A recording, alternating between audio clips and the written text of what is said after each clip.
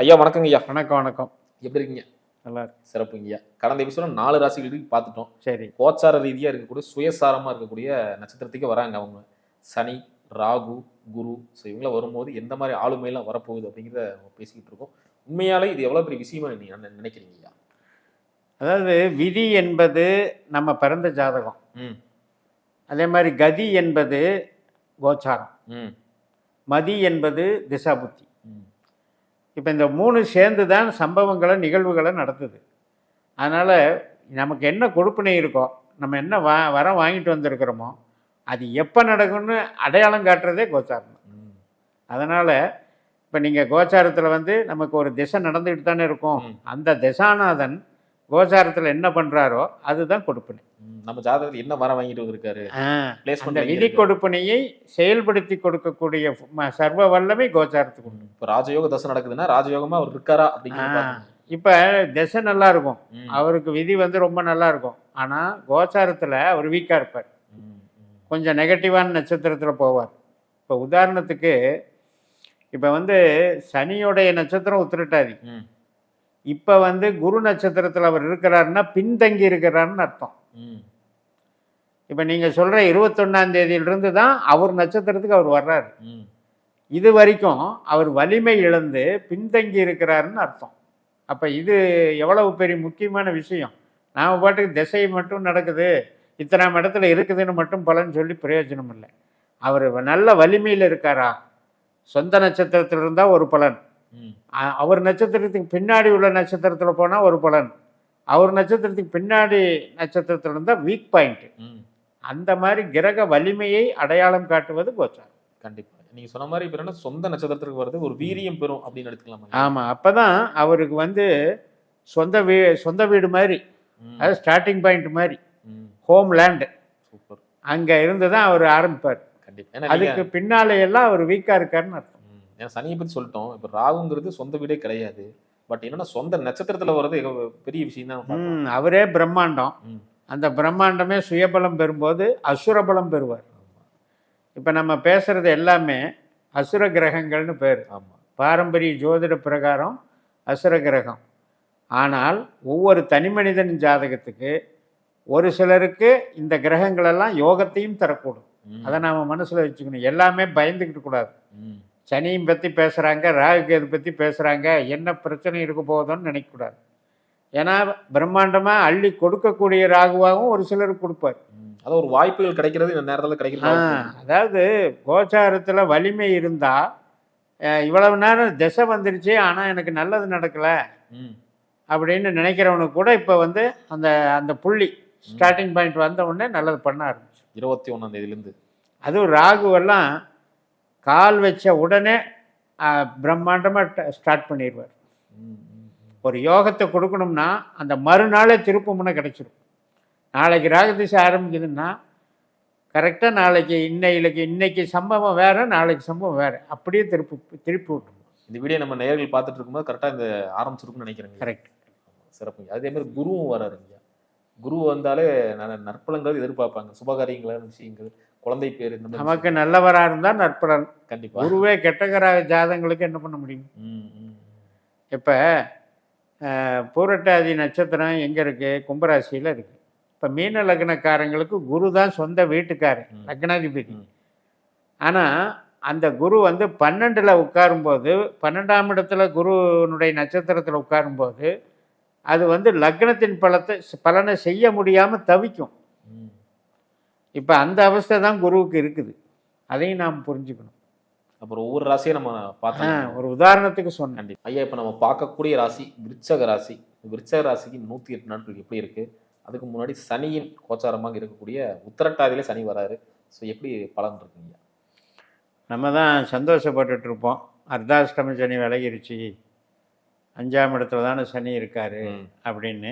இப்போ இந்த 108 நாளில் அந்த அர்த்தாஷ்டம சனியை பார்த்துடலாம். என்ன சொல்றீங்க? ஏனென்றால் 5இல் உள்ள சனி 4ஆக வேலை செய்ய போகுது. சொந்த நட்சத்திரத்தில் இருப்பதனால் அவர் கும்பத்தின் பலனை தரப்போகிறார். அதனால் யாருக்கெல்லாம் சனி திசையோ புத்தியோ அந்தரமோ நடக்கிறவங்க இந்த நாட்களில் வந்து கொஞ்சம் ரிலாக்ஸேஷன், என்ஜாய்மெண்ட்டு, ஆசைகள், பாசம் நேசம் இதில் எல்லாம் வந்து எதிர்பார்ப்பை குறைச்சிக்கணும். அவஸ்தைகளுக்கு இது வந்து வழிவகுக்கும். தொழிலை கெடுக்காது. தொழிலில் வந்து ஒர்க் லோடு அதிகமாகும்.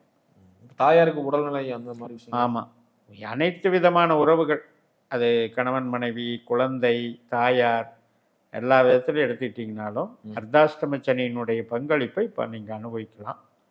சனி திசாபுத்தி இருந்தால் மட்டும் பயப்படுங்க, இல்லைன்னா விட்டுருங்க, அதை பற்றி கவலை வேண்டாம். ஏன்னா சனி வந்து திசை புத்தி அப்படின்னு எடுக்கும் பொழுது இப்போ நம்ம விருச்சிகத்தில் தான் அவருடைய பொட்டன்ஷியல் இருக்குது. உங்கள் ஜனன ஜாதகத்தில் அவர் சனி நட்சத்திரத்திலே இருக்காருன்னு வைங்க, அவர் வந்து பலம் வாய்ந்தவர். அட்லீஸ்ட் குரு நட்சத்திரத்துக்கு போகாமல் உங்களுக்கு புதன் நட்சத்திரம், கேது நட்சத்திரம், சுக்கிர நட்சத்திரம், சூரிய நட்சத்திரம் இது வரைக்குமே இருந்தாலும் அவர் உங்களுக்கு யோகச்சனி தான் விருச்சிகத்துக்கு. உங்கள் ஜனன ஜாதகத்தின்படி நான் சொல்கிறது. இப்போ ஒருத்தருக்கு அனுசத்திலேயே இருக்கார் அப்படின்னா அவருக்கு வந்து மூளை உழைப்பின் மூலமாக, தன்னுடைய அறிவின் மூலமாக, தன்னுடைய ஸ்மார்ட் ஒர்க்கின் மூலமாக டெவலப் ஆவார். ஈவன் அரசியல் பிரமுகராக கூட இருக்கலாம். சனி என்பது பப்ளிக் சர்வீஸ். 1-5-9 காம்பினேஷன். ரியல் எஸ்டேட்டில் பெரிய ஆள் ஆகுறாங்க, இது எல்லாமே சனியினுடைய தன்மைகளில் டெவலப் ஆகும். பெரிய பெரிய இண்டஸ்ட்ரீஸு இதெல்லாமே டெவலப் ஆகும். சனி நல்லவர், அதை நான் மறுக்கவே இல்லை. ஆனால் இந்த சமயத்தில் சனி உத்திரட்டாதியில் ஆதிபத்திய பலனாக கும்பத்தின் தன்னுடைய சொந்த வீடுன்றதை வச்சிருக்கிறதுனால கும்பத்தின் பலன் வந்து நமக்கு நெகட்டிவ். என்றைக்குமே விருச்சிகத்துக்கும் கும்பத்துக்கும் ஆகாது. விருச்சிகம் வந்து நீர் ராசி, கும்பம் வந்து காற்று ராசி, சுனாமி தான் வரும். அப்போ உறவுகள் சார்ந்த விஷயத்தில் கேர்ஃபுல்லாக இருக்கும். கேர்ஃபுல்லாக. அப்போ தாயார் உடல்நிலை இதெல்லாம் கொஞ்சம் சீராக ஆகிறதுமா இல்லை குருவினுடைய ஒரு அனுமதி இருக்கு இல்லையா, அது கொஞ்சம் நல்லா இருக்குது. பட் இந்த 108 நாளுக்குள்ளே யாராவது சஃபர் ஆகிறவங்களுக்கு கொஞ்சம் கண்டிப்பாக பார்த்துக்கணும், செக் பண்ணி. அதுக்கப்புறம் உங்களுக்கு ரேவதிக்கு போயிடுவாரே, அப்போ இந்த நிலைமை நினைக்க வேண்டியதில்லை. சிறப்புங்க. ஐயா அடுத்து பார்த்தீங்கன்னா ராகுவும் பாருங்க சுயசாரமாக சதயத்தை அர்த்தாஷ்டம ராகு, 4ஆம் இடத்தில் ராகு. இப்போ அப்படி சொல்லி நாம் பயப்பட வேண்டியதில்லை. ராகு வந்து 4, 8, 12 உள்ள நட்சத்திரங்களாக இருக்கும்போது, இப்போ 8ல் திருவாதிரையில் ராகு இருந்தால் அது பிரச்சனை தான். 12ல் சுவாதியில் இருந்தாலும் அது ஓரளவுக்கு கம்மி. அதே மாதிரி ரொம்பவும் கம்மி வந்து இப்போ பிரச்சனையே இல்லைங்கிறது வந்து சதயம். அப்போ ராகு சதயத்தில் இருக்கும்போது மகரத்தின் பலனாக நாம் எடுத்துக்கணும். அப்போ என்ன ஆகும்னா ஸ்ட்ரெஸ்ஸு குறையும், ஒர்க்லோடு எல்லாம் ரிலீஸ் ஆகும். 10 ஆள் வேலையை நானே பார்க்குறேன்னு வருத்தப்பட்டுட்டு இருந்தவங்களுக்கெல்லாம் இன்றைக்கி சுமை குறைஞ்சிடும். அதே மாதிரி இடமாற்றம் ஆகும், திடீர் இடமாற்றங்கள், அது நல்ல முறையில் ஆகும். நமக்கு மனசுக்கு பிடிச்ச இடத்துக்கு போவோம். இடம் விற்கலை, வீடு விற்கலை அப்படின்னு கஷ்டப்பட்டுருந்தவங்களுக்கெல்லாம் வீடு விற்றுடலாம். யாருக்கெல்லாம் ராகு திசா புத்தி நடக்குதோ தாராளமாக நடக்கும். சிறப்பு. அதாவது நீங்கள் சொன்ன மாதிரி ராகு வந்து மூன்றாம் இடம் கம்யூனிகேஷன்ஸில் வளர்த்திடுவார். அதான் மாற்றம். 3ஆம் இடம் தான் மாற்றம். இப்போ கம்யூனிகேஷன் அப்படின்றது வந்து இப்போ நீங்கள் வந்து உற்பத்தியில் இருக்கீங்கன்னு வைங்க, உங்களுக்கு வந்து கம்யூனிகேஷனுக்கு மாற்றிடுவாங்க.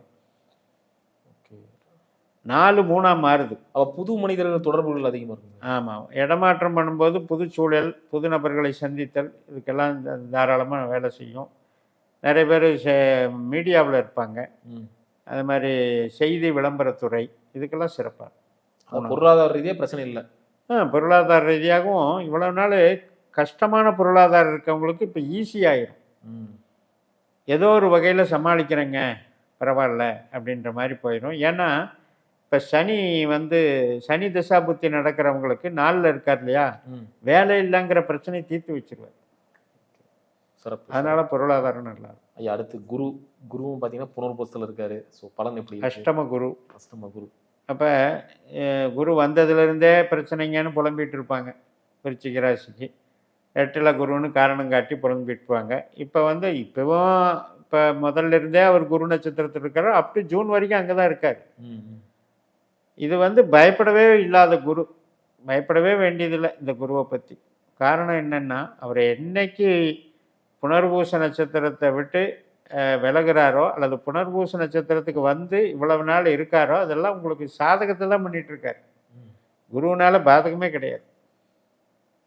உற்பத்தி சார்ந்த தொழிலில் இருக்கவங்களுக்கு பாதிச்சிருக்கும். நான் தான் சொல்லுவேன், அகம் புறம்னு பிரித்து. அப்போ இது வந்து இப்போ இப்போ என்ன பிரச்சனை அப்படின்னா 8ஆ வேலை செய்யலை, 5ஆ வேலை செய்யுது.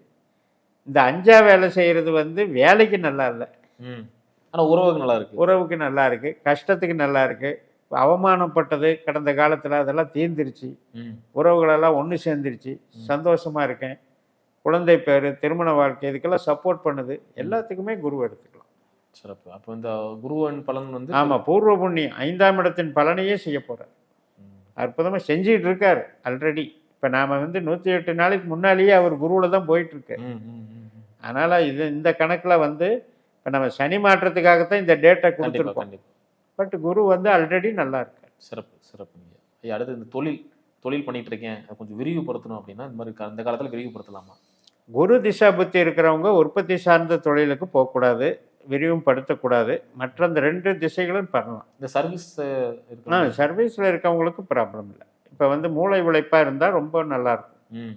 இப்போ வந்து கன்சல்டிங், கமிஷன் வகை, ஒரு சொல்லித்தர்ற வேலை, டீச்சர் ஒர்க்கு, இன்ஸ்டிடியூஷனில் வேலை பார்க்குறது, ரிசர்ச்சில் வேலை பார்க்குறது, இது மாதிரி மீடியேட்டராக இருக்கிறது, இதுக்கெல்லாமே நல்லாயிருக்கும். ஒரு பொருள் எடுத்து நான் வேலை செஞ்சு உங்களுக்கு கொடுத்துட்றேன், அதை நான் சம்பளம், ஜாப் ஒர்க்கு அதெல்லாம் செய்கிறதுக்கெல்லாம் சிறப்பாக இருக்குது.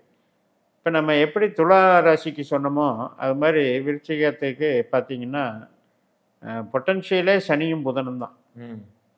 அப்போ அந்த சனி புதன் அப்படிங்கிறவங்க வந்து 5-4 வேலை செய்கிறாங்க. அதே மாதிரி குரு வந்து 8ஆ இருக்கிறவர் கேன்சல் ஆகி 5ஆ வேலை பார்க்குறாரு. 8 அங்கே வேலை செய்யாது. 4 கெடுத்துருவான்னு நினச்சிட்டு இருக்கிற ராகு வந்து நமக்கு நல்லது பண்ணுறாரு. அது மாதிரி துலா ராசிக்கு அடுத்தபடி ஜாக்பாட்டு இவங்களுக்கு தான். சிறப்பு. அதே மாதிரி இந்த 30 வயசு ஆயிடுச்சு, 35 போகுது அப்படின்னு சொல்லிட்டு இருக்கிற விருச்சிக ராசி நேயர்களுக்கு திருமண யோகம்லாம் உண்டா? திருமணம் ரீதியாக பார்க்கும்போது உங்களுக்கு சனி திசை நடக்கிறவங்களுக்கு கொஞ்சம் கஷ்டம். இந்த 4 மாதம் மட்டும் நடக்குது அப்படின்னு, மற்றவங்களுக்கு எல்லாமே நடக்கும். ஏன்னா இப்போ குரு வந்து மீனத்தை ஆக்டிவேட் பண்ணுறாரு. மீனம் வந்து 5ஆம் இடம். இந்த 5ஆம் இடம் என்பது திருமணத்துக்கு சப்போர்ட், அற்புதமாக செஞ்சு கொடுத்துருவார். ராகுவுமே நல்லது பண்ணுவார், எக்ஸப்ட் சனி எல்லாமே நல்லது. அதே மாதிரி கணவன் மனைவிக்குள்ள இருந்த கருத்து வேறுபாடுலாம் கம்மியாகுமா? கருத்து வேறுபாடு அப்படின்னு எடுக்கும் பொழுது இப்போ நீங்கள் இந்த சனி திசை தான் நமக்கு ஒரு செக் பாயிண்ட். எல்லா விதத்துலேயும் அகமும் புறமும் ரெண்டுமே. அப்படி புறத்தில் வந்து கொஞ்சம் கம்மி தான், பட் வந்து டென்ஷன் அதிகமாகும், வேலைகள் வந்து அதிகமாக செய்வாங்க, ஒர்க்லோடு அதிகமாக. அர்த்தாஷ்டம சனியினுடைய பலன்னா நீங்களே புரிஞ்சுக்கணும். அப்போ பேருக்கு ஒரு களங்கம் வரும்னு எதிர்பார்க்குறீங்க? 5 இப்போ பேருக்கு களங்கம்னா இப்போ நீ நல்லா வேலை செய்யலன்றது தான், வேற என்ன சுமை. அந்த இடத்த விட்டு நாமளாக போனால் தான் உண்டு, அவங்களாம் அனுப்பவும் மாட்டாங்க. ஆனால் வச்சு ப்ராப்ளம் பண்ணிகிட்டே இருப்பாங்க, ஒரு டீக்ரேட் பண்ணிகிட்டே இருப்பாங்க, ப்ரெஷர் தாங்க முடியாமல் இருக்கும். இதுதான் சனியினுடைய அவஸ்தை. ஏன்னா நம்ம லக்னாதிபதி மாதிரி சனி, அவர் போய் 4 இருக்காரு அப்படின்னாலே 8-12ஓட கனெக்டிவிட்டி ஆகிறாருன்னு அர்த்தம். 4-8-12ங்கிறது நெகட்டிவ். ஸோ சனியை மட்டும் விருச்சிகத்துக்கு நெகட்டிவாக எடுத்துக்கோங்க. ராகு குரு 2 விதத்துமே பாசிட்டிவ். அகம் சார்ந்து நன்மை பண்ணும், புறம் சார்ந்து நன்மை. இந்த தொழில் பண்ணிட்டு இருக்கிறவங்களுக்கு எப்படி இங்கே இருக்கும், ப்ராஃபிட்டாக இருக்குமா? நல்லா இருக்கு. 10ல் கேது இருக்கார். இப்போ கேது திசையே நடக்கிறவங்களுக்கு தான் கொஞ்சம் சிரமம், மற்றவங்களுக்கெல்லாம் ஒன்றும் ப்ராப்ளம் இல்லை. இந்த 10ஆம் இடத்துல இருக்கிற நட்சத்திரம் தான் உங்களுக்கு வந்து சுக்கிரன் கேது இவங்க எல்லாமே 10ஆம் இடத்துக்கு உண்டானது. இப்போ அதில் பார்க்கும்போது இப்போ குருவை எடுத்துக்கிட்டிங்கன்னா பெருசாக பிரயோஜனம் இல்லை தொழிலுக்கு.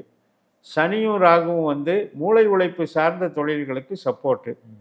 ப்ரொடக்ஷன் சார்ந்த தொழில்கள் பார்த்திங்கன்னா ஏற்கனவே நான் கடனில் ஓடிட்டுருக்கேங்க, அப்படியே தான் ஓடுது, ஒன்றும் மாற்றம் இல்லைங்க அப்படின்னு ஓடும். இது எல்லாமே என்ன காரணம் அப்படின்னா ராகு கேது இதெல்லாம் கொஞ்சம் லாக் பண்ணிகிட்ருக்கு.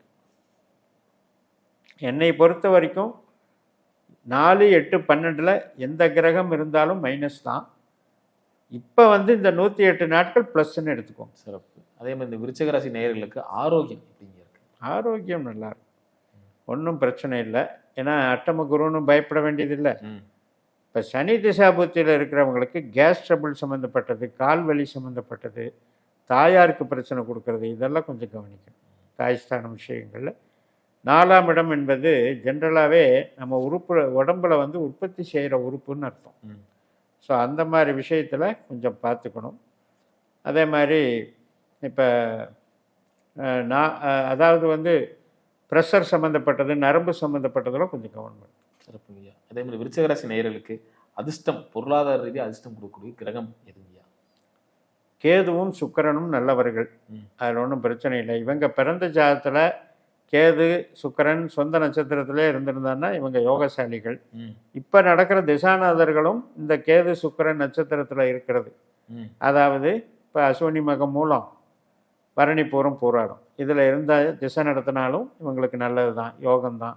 அதனால் இவங்களுக்கு அதிர்ஷ்ட நட்சத்திரமாக நோட் பண்ணிக்க வேண்டியது வந்து அஸ்வினி மகம் மூலம் பரணி பூரம் பூராடம், இந்த 6 நட்சத்திர நாட்கள் இவங்க வந்து ஆக்டிவேட் பண்ணலாம்.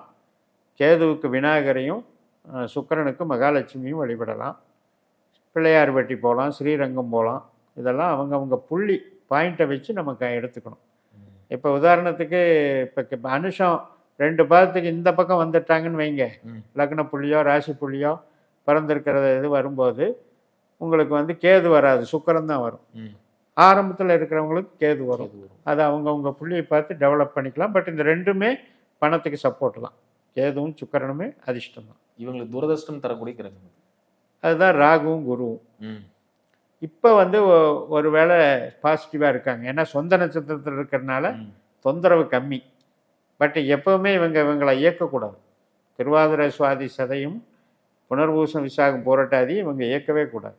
அந்த நட்சத்திர நாட்களில் கேர்ஃபுல்லாகவும் இருக்கணும். புது காரியங்கள் பண்ணக்கூடாது. உறவுகளுக்கும் நல்லா இல்லை, தொழிலுக்கும் அது நல்லா இல்லை. அதனால் மஞ்சள் கலரு, கிரே கலரு, சாம்பல் கலர்லாம் யூஸ் பண்ணக்கூடாது. திருநாகேஸ்வரம், காளகஸ்தி இது மாதிரி வழிபாடுகளை அவாய்டு பண்ணணும். இவங்களுக்கு குருவும் நெகட்டிவ் தான். தட்சிணாமூர்த்தியோ திருச்செந்தூர் முருகனோ குபேரனோ இதெல்லாம் நெகட்டிவாக வேலை செய்யும். ஸோ இதெல்லாம் அவங்க குறியீடுகளெல்லாம் பார்த்துட்டு கொஞ்சம் கேர்ஃபுல்லாக இருந்துக்கணும். எப்போவுமே பிறக்கும்போது இவங்களுக்கு இந்த திசை வந்துச்சுன்னா மைனஸ் தான்.